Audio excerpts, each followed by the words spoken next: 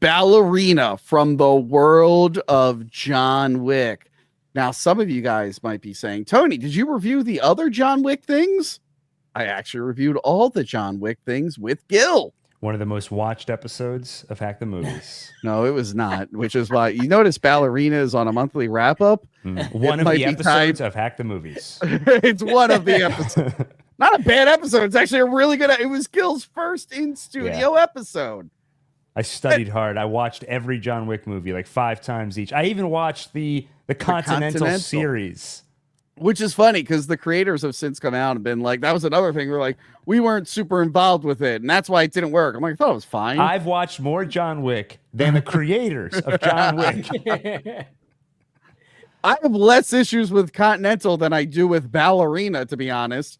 But Ballerina tells the story of a lady named Eve, right? Her dad is killed by Gabriel Byrne, who is the leader of a cult. She ends up in the care of the school that trains the John Wick assassins, basically. She is about, because in that school, it's like the boys were wrestlers and the girls were ballerinas. So she trains as a ballerina, a hitman in training. She works her way up to become an assassin. And during one of her missions, she runs into a cult member who's clearly there to kill her. This is a plot hole. So she ends up, she gets her interest in the cult and her connection to it, and she tries to hunt them down all over the world. And it's such a disaster that the assassins send John Wick to stop her. Between like 2 scenes in John Wick 4. No, John Wick 3. It was John Wick 3. No. It was during John Wick 3. Okay. Part of it. And then later, after on his way to the desert in John Wick 4. So it's after the first scene, but before the next sequence. Which at that point, they should have all cut him off because he was like super wanted. Anyway. Yeah. So they send John Wick out to stop her. But then he eventually is just like, all right, I'm going to give you a time limit. Go do what you got to do. Then she kills a bunch of guys, including Daniel Bernhardt, who already died in the first John Wick. I'm guessing he plays a different guy. We'll slide. I was interested in this movie as someone who actually didn't mind the Continental, despite what the creator said. I was like, all right, let's see if we can flesh out this universe a little bit. And I like Ana de Armas. Yeah, I wasn't super into it. It was just kind of more of the same. If anything, the revenge, it's like, oh, they killed her father and she wants revenge. It's like, well, cool thing about John Wick that it wasn't that kind of revenge story. Now we've circled back to that kind of revenge story. The placing of John, like the continuity bothered me a little bit. But I will say toward the end, when it turned into a flamethrower shoot off, I was like, okay, wait a minute. This might have sold me. This might have sold me. I did really like the flamethrower stuff. That was awesome. There are some ridiculous kills where even me in the John Wick world, I'm like, that I don't think a flimsy table will shield you from a grenade on the other side of it. I just don't think, and I have to suspend my disbelief because it's John Wick. But like they're stretching it out. There were a lot of insane things that could have never happened happening too close together. I couldn't space it out enough. Were you one of the people in Indiana Jones 4 that was complaining when he went into the fridge and that let him survive a nuclear blast? No, that didn't bother me too much. I had other issues with that movie. No, because my favorite Indiana Jones is the one with the roller coaster over lava. So, I mean, I can't really poke too much in it. But no, usually you can space like a couple crazy things out. But that one with the grenades, I'm like, that's the one when she was like all of them. Handcuffed to the guy or something, and she flips over the table. Yeah, the table one is most, and then the door, and I'm like, that was one of my favorite parts of the movie. I was like, at least they're trying something different. But I'm sitting there the whole time, like your ears would be ringing. You'd be like, the whole rest of the movie, they'd be like, blah blah blah. You'd be going, what? Like, I'm sorry, 10,000 grenades. I think I have internal bleeding from the vibrations. Someone sent me to a hospital. But Joey C, how did you feel about this one? I'm getting the idea that you didn't really enjoy it that much, but I thought it was fucking awesome. Now, mind you, I've only ever seen the first John Wick. And I saw it when it first came out. So I never saw the second through the fourth one. So the continuity is fucking out the window for me. Right. So I'm kind of viewing it with fresh eyes. I thought the action was so badass. Like we talked about the grenade thing. Some of the kills were really fucking sick. And this movie got me to rewatch the first John Wick and then watch all the other ones besides that. And the thing that I really dug about it was so fucking gory. Yeah. It was insane. And I kept imagining like, this is what it's like to break into like a Scientology fucking town. Like, oh my God, it was crazy. Dude, I can't wait to watch it again. According to one person in the chat, Joey, you did see John Wick 4. You talked about it on a monthly wrap. Oh, yeah. I think is that the newer one that came out? Yeah. Okay. I think I did see that one. But the second and third one, trying to keep us honest. Just watched. Yeah. Of course. Someone go back to that video and see if he's mentioned seeing the second and third one. To find out if Joey is confirm lying. me. See if I'm lying. You're like, the only thing that can make this better is a ballerina. Meanwhile, I'm like a fucking whiz. Yeah, if I did, I don't remember. I definitely didn't watch the second one. I don't think. This also took a really long time to come out. Yeah, I feel like they filmed it a while. Lance Reddick is in it, so they had to have filmed at least that part a while ago. Well, I think there was extensive reshoots in this movie. I heard that too, and then recently I heard that was a little bit exaggerated. Like they didn't reshoot the whole movie or anything close to that, but definitely there were reshoots, and that was the story for a while. Yeah, I don't know. I feel like they were just sitting on it because we didn't see a trailer or anything for like a really long time. But Gil, what did you think of Ballerina from the World of John Wick? Yeah, I think, Joey, what you said makes a lot of sense. The fact that you only watched one or maybe two John Wick movies before this and you liked it, because I did enjoy the movie, but I found myself starting to get fatigued with the action. I was just like, I've seen it. It is good. It's like it's probably the same bit done. Over and over again. Exactly. So anytime it did something different, like the doors and the grenades, or even when they were fighting on the ice and sliding around, and then, of course, the flamethrowers, like anytime they did that stuff, I perked back up. But I feel like there were so many missed opportunities to get even more creative. Like they talk about a cult. And I was like, that's kind of cool. And they tell you how this cult, they just kill for fun. They don't have any higher purpose or rules or anything. And they're at war with the assassin. Well, there's like a stalemate. There's like a truce there. Yeah, but you never see any cult-like behavior from them, really, other than when you're there, they don't want you to leave. But otherwise, it feels like they're all just living in the town and just trying to mind their own business. Are they like also assassins? Are they like a rival assassin? I thought they were like retired assassins. Like that's where they go. Yeah. That's what it was? That's where they go to like live a normal life, I think is what the guy said. Yeah, if you want to leave the assassin life, you go to this town.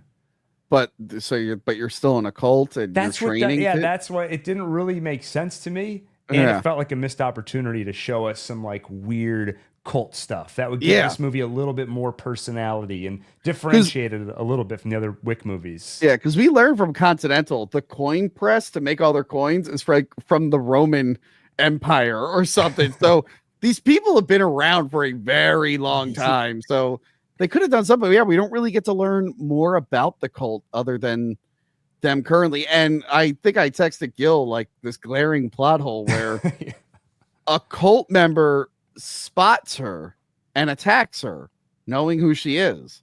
So you're led to believe that they've been searching for her since she went missing and they figured out who she was. But then later in the movie, the leader of the cult and everyone, they're like, oh my God, she's alive? She's been alive this whole time. It's like, who is that cult member attacking her? I don't think he was with the guys that she killed, unless it's a coincidence that he got word that she was a killer. It's very confusing, the setup for the story. I'm like, why did that cult guy attack her? And why does no one know she exists? I also don't know, I don't want to spoil it, but like the ending, like twist, if you will. I don't know if that makes sense in like the existing continuity or something, but when I saw it, I was like, what is that? You could have gone without that. Right. I don't even remember what it was. If you're talking about the twist, I think you're talking about, it was so stupid. I was like, it's just not necessary at all. I don't want to. I honestly, after she kills the guy, I don't remember what happened. When the two people are in the house at the end and the house gets lit on fire. Oh, with her sister? Yeah. Oh, okay. I thought you meant it's like the very end. That doesn't land as a twist anymore. Like in cinema in general. Like I'm your sibling or I'm related to you somehow. I don't care. Yeah. Like I just didn't know if that like tied into like something that happened in the third movie or whatever. No. Honestly, the third movie, the only tie-in is that he's at that place, so she has an excuse to see him. Well, I do know because, like, if I remember correctly, the fourth one, they ended it a certain way, and they don't know because they want to make another one how they're gonna work their way out of it. I think this was them testing the waters. Like, what if we do these spin-offs and he just shows up in them? Yeah, okay. That's what I figured. Which I loved when he showed up. I thought his scenes were great. Just like as the movies have gone on, he's spoken less and less. And when he does talk, it sounds like his throat is just constricting throughout the movies. Like at a certain point, he can barely get the words out. Yeah. And here he's just like, just stop. Go away. I have a lot I'm trying to do. Can you please? I gotta go kill our leader. Don't tell anyone. And he's just standing there, like up on the cliff, just watching his clock. Yeah. He's dead. Like, he says. Sounds just like him. I mean, I like Ana de Armas, but like, she was just fine. There wasn't really. I just want revenge. I'm angry. She brought. I feel like it's like you said earlier with John Wick. Actually, when they were trying to get the movie made, the studio was pushing back. They were like, "You can't just have him do all this for a puppy. You got to kill his whole family." Yeah. And they were like, "No," and they were so right to push for that because the fact that it was just a puppy was it made it more interesting. And this movie, there's no interesting angle to her character. It's a standard revenge story. With Wick, I mean, he was pretty stoic, but at least there was the reluctance of like, are you back, John? Everyone keeps asking me if I'm back. He didn't really want to do all the stuff that he was doing. Yeah. So there was at least something to his character, whereas she is just a very stoic, cold-blooded killer, standard revenge story. And it even took a while to get started. Like another thing that the creators of the first one talked about was how we don't want too much talking, like just get to the point. And I feel like this movie did not get the memo because there was a lot of talking, a lot of like Kikimura and all this like lore they were adding. And I was like, just get to the stuff we're here for. Yeah. And I guess you could, I mean, it is interesting to see like a young assassin in this world who's like bloodthirsty and whatnot. But I don't know. It's just other than the John Wick style action scenes outside of that, it didn't really give me anything new. Yeah. And like, what's the difference between John Wick and a young assassin? Young assassin can beat everyone except for John Wick. Otherwise, they're pretty much. Yeah, she met her match there in that fight. Yeah. It was a fun like theater experience though, because definitely it was a fun movie to watch in theaters. Like those are the type of like over the top ridiculous action movies that I love to see. Oh, I love watching these in the theaters. The John Wicks. Yeah, they're fun. This one again, I think it bombed. Does this one also bomb? I hope not. I think so. I think it did. Yeah. Wow. Yeah. That's shocking. Yeah. I feel like people don't like normies. I feel like they see ballerina in big letters. And they're like, I don't want to see a movie about a ballerina. Well, like the little from the world of John Wick. I don't think it gets the job done. Well, that's why they started putting him in the trailers and the poster. Yeah, I guess it wasn't enough. Probably would have made more sense for this to be like an adventure with her and John Wick. I don't know. That's not, I mean, I'm not saying that's the right thing to do, but it probably would have got people to see it. But I guess also, I think people are a little tired of women taking over mainly male-dominated action franchises. Which, no. This is a universe. Sadly, this is a universe where you can do that. They established in the first movie there's plenty of like female assassins and everything. So it's sad that like this universe you can do it, but then other franchises were doing it poorly, and everyone assumed that this would be another one. It's kind of like was indirectly affected by other failures, pretty much. I was gonna say same thing with like Thunderbolts. Like that's a solid movie, but just the general blowback of you put Marvel on a movie now, and people just assume it's gonna be the same as the other ones. Yeah. Yeah. So I'd say when it hits streaming, definitely check it out. Oh, for sure. It's a fun watch. You can turn your brain off for parts of it. There's always, I mean, not in the beginning. There's a lot of talking happening. But when the action gets going, it really gets going and it doesn't let up. And again, the flamethrower fight is so fucking cool. Yeah. I've been wanting a I love flamethrower stuff. That's awesome. Before the stream started, I won't go into too much detail, but you were telling us a story about that you were walking around your neighborhood today and you saw something and you were like, I want to burn that. I'm going to burn that later. Dude, it makes so much sense. He was saying that too. Yeah. So I have a fire pit out back, which I really haven't been able to use much because the winter was too dry. We had a burn ban. And then the autumn was too dry. And then winter came and it snowed too much. And then lately it's either been 1,000 degrees and I definitely don't want to be near a fire, or it's been raining nonstop. So I just have wood piling up.